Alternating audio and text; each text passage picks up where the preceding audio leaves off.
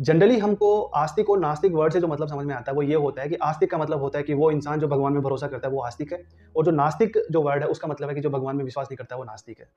जबकि एक्चुअल में आस्तिक और नास्तिक का भगवान से कोई लेना देना नहीं है।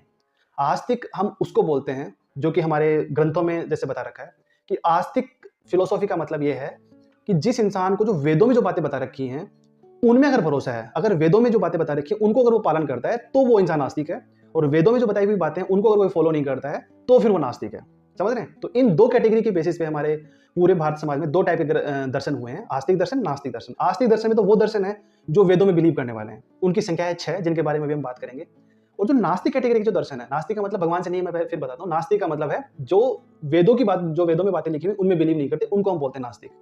तो भारतीय समाज में जैसे जैन दर्शन है जिससे जैन धर्म बना है, बौद्ध दर्शन है जिनसे बौद्ध धर्म बना है, इसके अलावा एक चारवाक दर्शन है, आपने नाम सुना होगा चारवाकों का। तो ये वो कैटेगरी के दर्शन है जो नास्तिक की कैटेगरी में आते हैं, अर्थात बौद्ध दर्शन, जैन दर्शन, चारवाक दर्शन, ये वेदों में जो बातें लिखी हुई हैं उनको फॉलो नहीं करते, इसलिए इनको नास्तिक दर्शन